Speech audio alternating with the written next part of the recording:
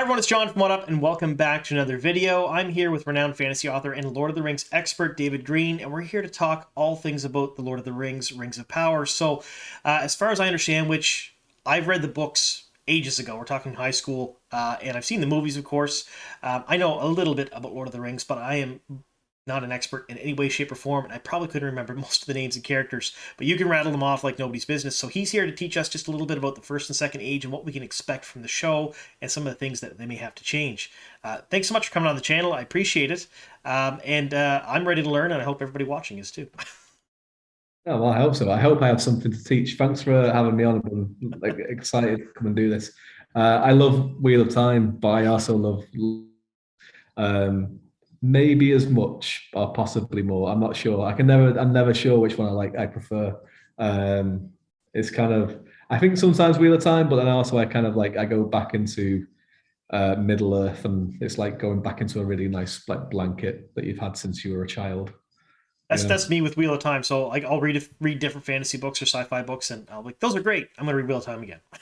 Yeah. So Yeah, I mean, the difference is like with Wheel of Time, like as being a Wheel of Time fan, I think it's encouraged to really dislike some parts of it and like dislike certain characters and dislike it. And people like you don't get your stripes until you have a real discussion with another Wheel of Time fan about like how much you dislike a certain character or storyline or book in the series. But where with Lord of the Rings, you kind of have to. I think you have. It's expected that you put it more on a pedestal. I think where it's like this is just amazing, and that's not the case. There's good points and bad points about it. Um, but where a lot of people do draw the line is they have the Lord of the Rings and the Hobbit, mm. and then there's everything else, which is what we're here to kind of talk about. But also we're not because of the way that the rights are set for the TV show. It's a bit murky. so I know the Hobbit, I know the Lord of the Rings. I've read those, and then there's the sort of like anthology of short stories or like histories or papers that Tolkien's son put together and released. Is that what is kind of the show's going to be about? Kind of, yeah, yes and no. So to get to the kind of the what Tolkien was doing, his main work was the thing that ended up being the Silmarillion. That was his life's work, and he was working on that since in the trenches in World War One was when he started working on this.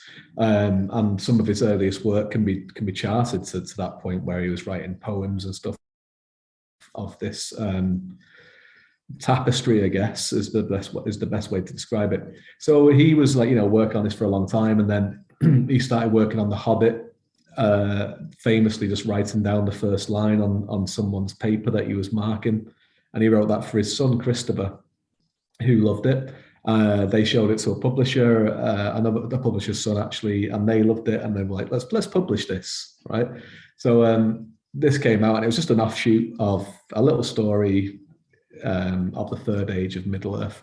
And then he was told to work on a sequel or asked to work on a sequel. And he said, well, I'm working on this, which was the Silmarillion. They weren't interested. They wanted a sequel to The Hobbit. So he started working on The Lord of the Rings. And again, he just took a piece of this history that he'd been working on for the Silmarillion from the Third Age, and worked on it for a number of years while he was still working on other things. Tolkien, the way he wrote was famously as a pantser, which writers basically means they make it up as they go along, right? Which is a bit crazy to think about, seeing as that he created many languages, and in many ways, his work is basically the history of the language. Like that's where it came from. He wanted like, well, I've made this language now. I want to make a history about it. But in terms of how he used to set out a story, he would just start and go and keep writing. But what he would do is if he hit a wall or he didn't like something, he would go back and revise it and start it again. So that's why it took Lord of the Rings such a long time. But in the background, he was still working on the rest of it, which is what Christopher Tolkien released after J.R. Tolkien's death as the Silmarillion. But the thing is with the Silmarillion is that there's so many different versions of it, of the stories that are inside it. It isn't A to Z narrative like Lord. It's kind of like a mythic, epic history of this world from the moment it was created. Well, since before it was created, in fact, from the void, basically, up until there's a little bit about the fourth age. And as it goes on, the way that Christopher Tolkien set it out when he did it all together, there's less and less detail as you go through the ages up to the third age, which is just basically the Lord of the Rings was just a small part of. And then the scope of it gets smaller and smaller, which is on purpose, like because it's ultra epic at the very beginning, and through the first and second age, it's big epic stuff. And Lord of the Rings in the third age still is, but it shrinks because the world gets smaller, basically, and the magic is leaving the world, which is the point about it. So for the way that he pulled all this together, Christopher Tolkien, was from all these different notes. So you would have all these kind of stories that were set in the first age and before, and the second age and everything after that. But then there was different versions of it, and they're all published too in different things like the Lost Histories of Middle Earth and Book of Lost Tales and all these different volumes. And there's quite different takes on the characters that are in these things as well. You know, there's different parentages for some of the characters, major characters from the first and second age. So there's all this big amount of work that he has, but the makers of the TV show don't have the rights to any of it. Oh, right. So this is the thing where everyone keeps on saying, well, it's based on the Silmarillion and it's based on this and this and this. It isn't. They don't have the rights for it. What they have the rights for is The Hobbit, The Fellowship of the Ring, The Two Towers, and The Return of the King, plus all of the appendices that are involved in those. So the appendices are basically that J.R. Tolkien snuck into the Lord of the Rings because he was like, I want to tell more stories about this stuff, which my publisher doesn't think will sell. So I'm just going to stick them all into this book, the stuff that I've been doing. So when you get to the end of The Return of the King, there's like another couple of hundred pages of history. And it's all just like lines, or it might be timelines, and it might be this or this or this. And that is all fleshed out more in the Silmarillion. That is what they have the rights for. But also what they have the rights for then is if, for example, in The Lord of the Rings, Aragorn tells the tale of Beren and Luthien, they can adapt that tale because it's been mentioned in The Lord of the Rings. They're not doing it. They're not going to adapt that one because it's in the first age. But there is a version of it that it seems like they are doing, which Beren and Luthien is a mortal man and an elf, a mortal elf falling in love. It looks like the TV show is doing it the other way around, where it's going to be a male elf, a woman, which there is actually a story of that in the Silmarillion as well. It's mentioned briefly. So they're able to get around it that way. But and there's some things, I know I'm going on a little bit now, but it's just to kind of set out the table of what they have and what they don't have. Sauron's real name is Anatar, but it's not mentioned at all in The Lord of the Rings or the appendices or The Hobbit. It's mentioned in the Silmarillion. But Sauron is mentioned in the appendices of being around in the first age and the second age and what have you. Mm. So they can use him, but they can't use his name. Oh, that makes it difficult. Kind of But then again, there's rumors that they can approach the Tolkien estate on an ad hoc basis and say, we need to use this, otherwise this isn't going to work. And the Tolkien estate will go, well, this is going to cost you this much. So that might have happened on some things, but basically that's the long and short of it. It's based in the second age, and there's some evidence to say that there's going to be flashbacks to the first age and before, and confirmations really, because we've seen the first promotional image they brought out was Anakin talked about why it was quite clearly from before the first age, but it's all stuff that comes from the Lord of the Rings and the Hobbit. It doesn't come from anywhere else, so it doesn't come from all this other vast amount of work. They're still sitting on that. Whether they will sell the rights to it at some point, who knows? But it's not on the table at the moment. It's unless it's mentioned in these sources that they have the rights to. So when they got the rights to this stuff, they obviously got rights to, you said, the appendices and all the stories and stuff, but the stories are spanning multiple ages. So we're talking thousands and thousands of years. They're not going to Yeah. recast everybody. And I think I've read quite a few things about the show where initially people were very upset that they were going to compress the time and cram everything into like a possible few seasons rather than recasting and redoing over thousands of years. So are Yeah. they just going to kind of take the same stories and make them similar or rewrite them? Yeah, I think it's basically they're just going to compress the time of the Second Age quite severely. Um, so the first promotional image that they released was of an elven figure in the kind of middle distance, looking over a traditionally looking Lord of the Rings type city, right? But then in the background were these two giant trees that were where the light was coming from. Okay, now people that know what that was were very kind of confused by it and excited. I was excited, right, by it and confused because I thought this was going to be a second age story, right? Yeah. Second age TV, but this is set even before. These trees are set even before the first age in what is known as the Year of Trees, which is maybe 10,000 years after the world was created, but then another 5,000 years or so, maybe I can't off the top of my head, it's about 5 or 10,000 years before the events of the first age, because the elves were just hanging around in this place for a very, very long time with the gods and the Maya and all this kind of stuff. So the reason that we knew it was the first age is because, and spoilers for the Silmarillion, because these trees get destroyed by the big bad guy of Tolkien's work, who is a guy called Morgoth, who is basically Lucifer, and he is Sauron's boss.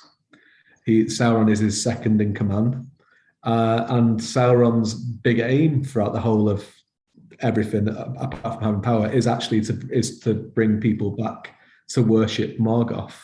That's one of his big aims. So these trees that were in this first promotional image are destroyed way before the events of the Second Age, and are what kick off the main. It's actually the start of the First Age is the destruction of these trees and all the events that happen in the First Age, and the elves come into Middle Earth is because of this.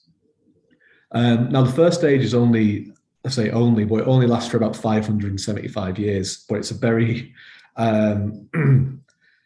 torturous time. It's full of battles. It's full of great tragedies, and it brings the age ends basically with the destruction of the place where everything takes place. It's a northwestern side of Middle Earth in a place called Beraland, of which the place gets destroyed so much. There's two little islands that exist after the destruction at the end of the First Age. And we can talk about that more in another video about what actually, it is really interesting. And a lot of it will actually inform what's going on in the Second Age, because the main kind of reason for it is there's an elf who is the son of the High King of the Vanyar, which are a race of, there's different types of elves basically. And there's one type which never leave Valinor, which is where the gods live, and where the elves live, and they never leave it, would stay there. And the only time they leave it is at the end of the First Age to do this big battle.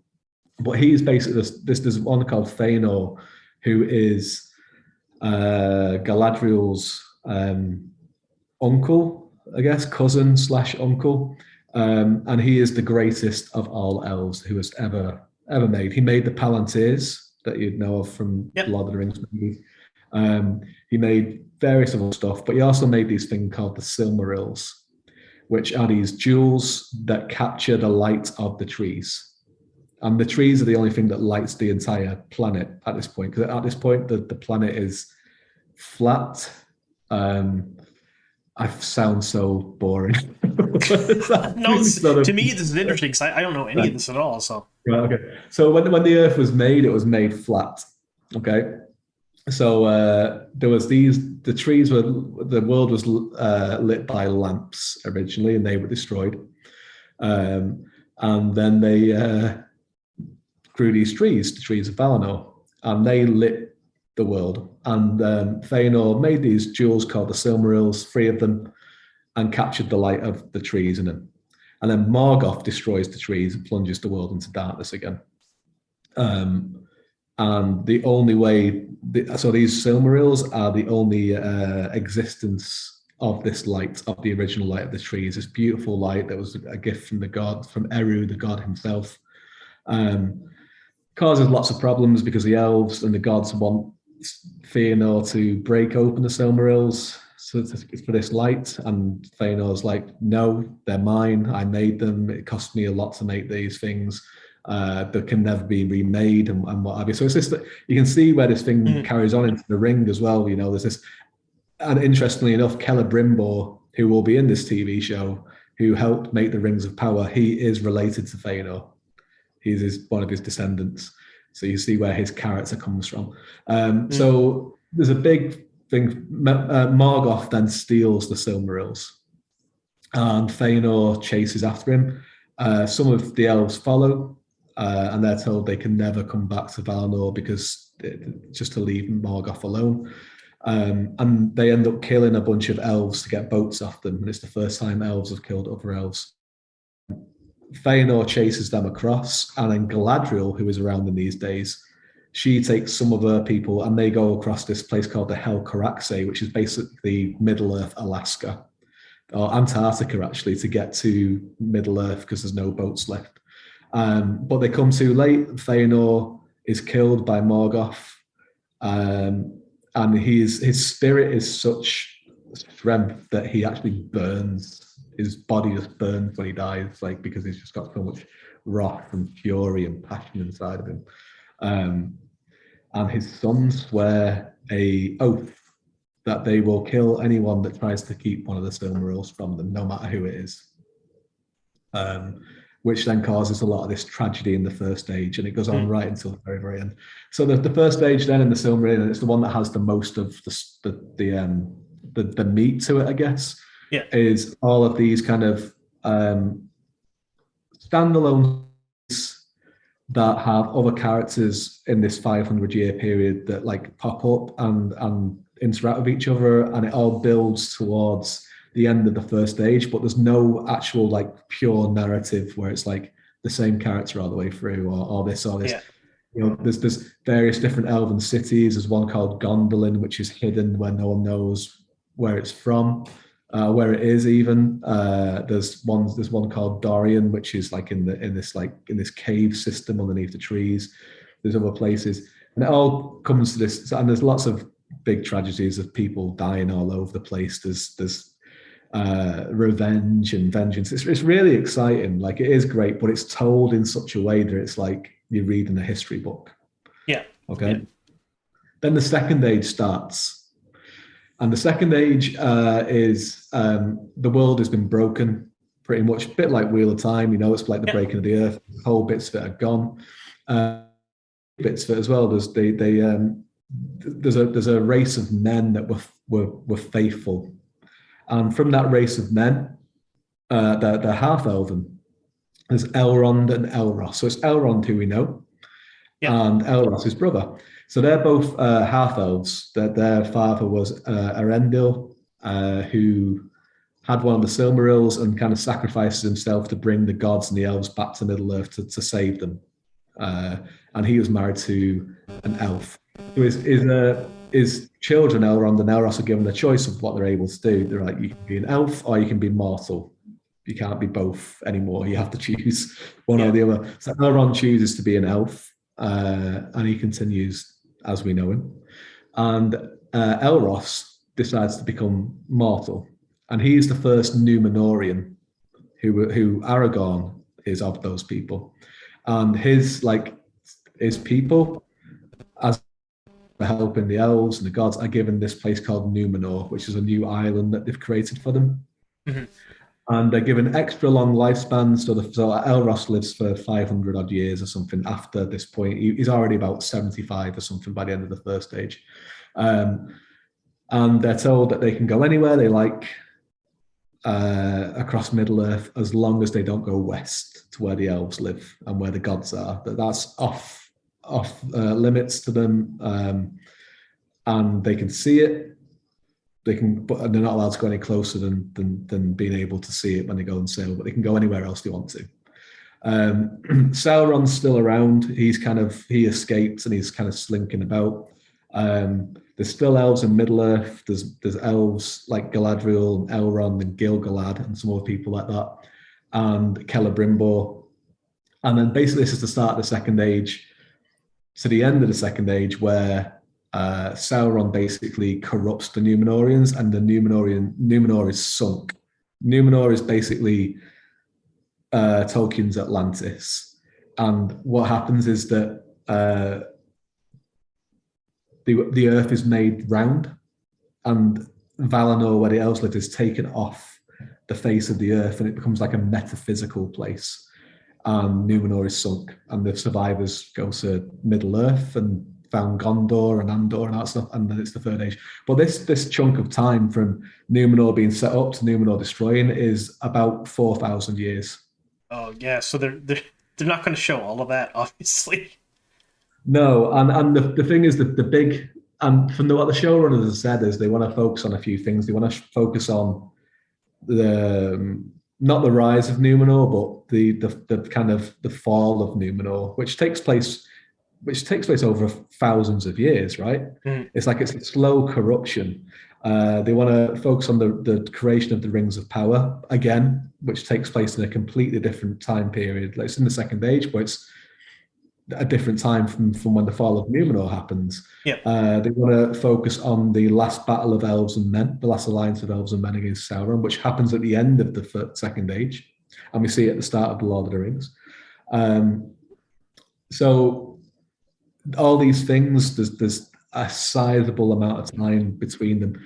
Now, it's not so bad if it was just to do with elves, because elves are immortal. Like, Galadriel's going to be in this TV show. She's in the Lord of the Rings movies. She's about 15,000 years old in the Lord of the Rings movies, right? So it's not a problem. The problem is that the Númenóreans, as they exist, their lifespan goes down to around 200 years.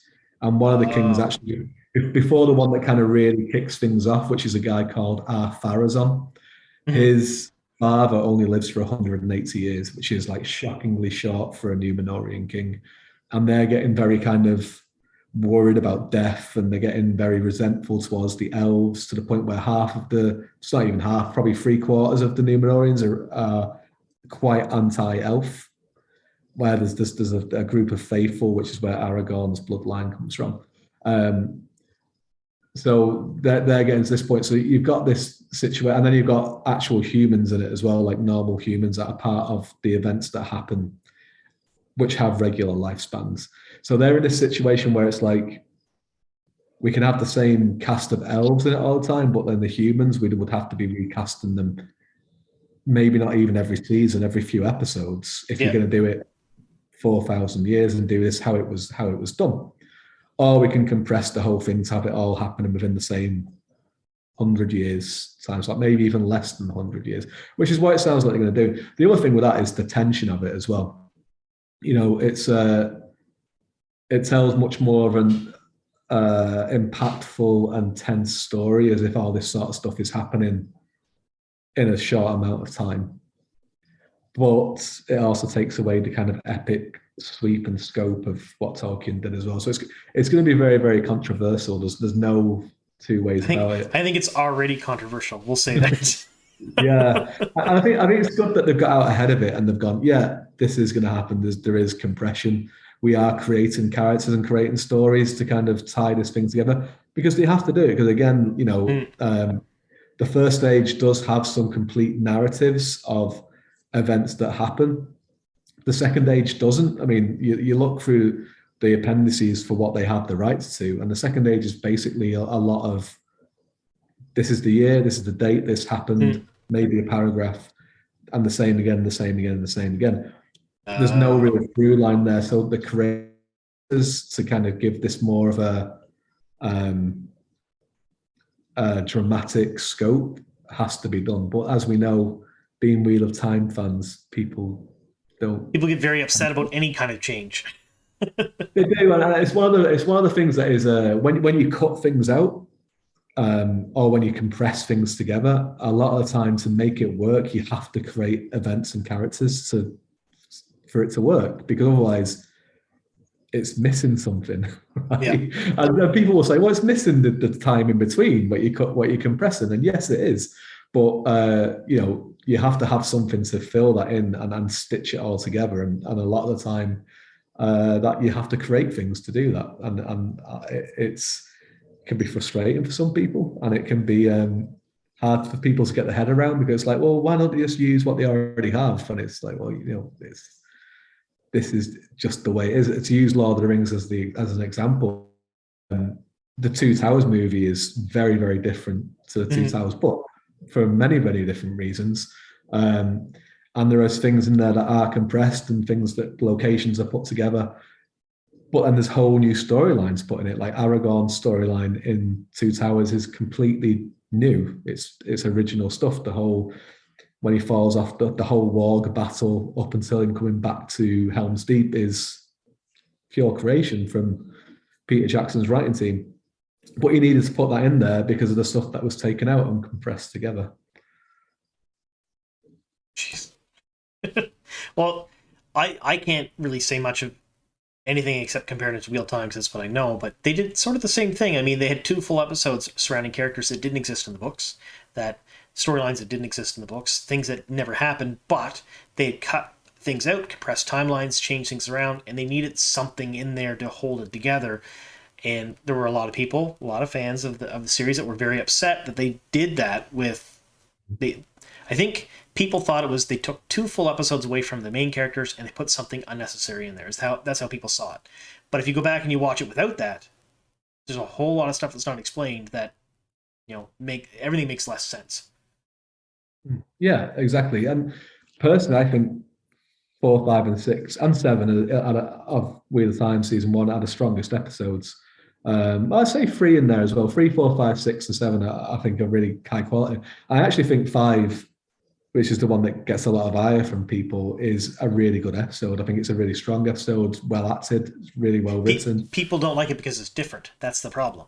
Exactly. But what it does is it does a really great job of, every single part of that episode, when there's something that happens with the Steppen character, there's always a cutaway to Moraine or Lan showing how it affects them. Yeah, and it builds their characters, which is, I think, what the whole episodes were for. Exactly. And that's the kind of thing that we're going to be looking at in The Lord of the Rings, where there is going to be characters that are compressed, characters that are comprised of other characters that are going to be put together. There's going to be inventions of events, but also because the hands are tied a little bit, because it's like, well, we could use that's in the Silmarillion, but we can't. So we have to invent something else, because from the things that we have, we don't have a completed narrative. Now that's going to, maybe it'll be quite freeing in a way for the creative team, because they can be like, well, you know what, we're not beholden to anything to an extent. But as we have already seen from fandom reactions to a lot of things in Lord of the Rings, there's very, very strong opinions about what should and shouldn't happen in a Middle Earth adaptation. Probably the strongest fan opinions I've seen from anybody so far, from any adaptation of anything. So it's going to be really interesting, because I mean, I'll watch it when it comes out, not knowing much about it, and probably enjoy it. Versus a huge Lord of the Rings fan who has certain preconceived notions of what things should be, and they're going to watch it and they may hate it. I don't know. Yeah, it's gonna be interesting. I mean, the thing that I was always kind of more concerned about with this one was the timeline. Was how are they going to tell this story? Because you can't tell a TV series set over thousands of years with the same characters. You just can't do it. Even in Tolkien, because it's not all about elves and dwarves. I mean, even dwarves, they have long lifespans, but they die. They naturally die. Elves don't, unless they're killed. And so it's tricky to do it, and it's, you can't also have this thing where it's like, well, nothing happened for 200 years. right? What's everyone been doing for the last 200 years? Oh, nothing happened, so it's fine. They just did their own thing. He just built a city over here. This dude just started making some rings for a laugh. There needs to be a reason for all of this Yeah. to happen. So it was always a worry, but also I kind of expected that it was going to happen. The thing that has intrigued me the most is just how much of it is going to be set in the year of the trees and before the first age. I don't expect to see a lot of first age stuff in there, which is a Hmm. shame because it's some great first age stuff. Beren and Luthien, the Children of Hurin, which is for people that haven't read that one. If you want to kind of get a flavour of what the Silmarillion is all about, the Children of Hurin was released on its own. By Christopher Tolkien, and it's one of the more complete first age stories that Tolkien managed to finish. And it's a brilliant story. It's very, very tragic, and it's full of like what the first age is all about. I would love to see that adapted and seen, but it's not going to be because they don't have the rights for it, and I don't think it's really mentioned all that much in the appendices. I think the names are mentioned. Hmm. Hurin definitely is because the Numenorians come from there in a very, very convoluted and long-winded way. They come from the Children of Hurin, but it's there's some great tales to be told in the first age, but I don't think any of them are going to be in it. I'm interested to see how they tackle the Year of the Tree stuff because I think that has to be in it as an explainer because Hmm. a lot of the reason why the Numenorians exist and why these rings of power are being made and Celebrimbor's whole suspicion of people and Sauron's motives because Sauron is going to be in it at some point. Maybe not in the first season, or maybe not until the end of the first season, but he's going to be in it. A lot of this stuff has to be explained about Feanor and the Silmarils, and I'm really interested to see how they're going to do it and how they're going to get around it because there's a lot of things they can't use. Well, it should be interesting. We have a couple months, I guess, till we figure out September 2nd. I think the show comes out. So um, I hope you folks learned as much as I did because I literally knew none of this. And it puts the show in a much better perspective for me, at least anyway, so I know what to expect going into it. And thank you so much for coming on and schooling us on all the Lord of the Rings lore because I really didn't know any of it at all. No worries. Any time we can go to classes, we can do Year of the Lamps 101 and work our way up from there, and we can get by the end by September 2nd, we'll all know everything that they're not That sounds like a using. series. We could do Yeah, that. yeah, yeah. So, By the time it comes out, we'll be like, well, we know everything they're not using, but at least we'll all have the context. that's right. So before we go, I did mention in the first video you are a fantasy author. Do you have anything new coming out or anything just coming out that you want to talk about just for a second? And I'll leave links, of course, to order them down below. Thanks very much. No, nothing at the moment. I'm in that kind of period where it's like things are getting ready to come out. So I have two different series. I have a dark fantasy, kind of epic fantasy series. The first book is out now called In Solitude Shadow. The sequel for that, Path of War, is out in June. So it's just been finished. It's basically going through the motions of getting ready. Hmm. And I have an urban fantasy series which is like kind of like my little playground that I go to kind of let off some steam after I work on epic fantasy, which is very much like Supernatural or Dresden. And the first book is actually two books together called The Devil Walks in Blood. And there'll be a couple of more of those out this year, actually. My publisher demands it. And your pocket book as well. Yes, yeah, yeah. I try to, I try to keep people happy. That's why I'm a pleaser. There you go. All right, I've left links down below to a couple of the books that are available right now, and keep watch for the new ones that are coming out. Thank you again for coming on the channel. I appreciate it, and thank you all for sticking with us here to the very end. And here's to many more.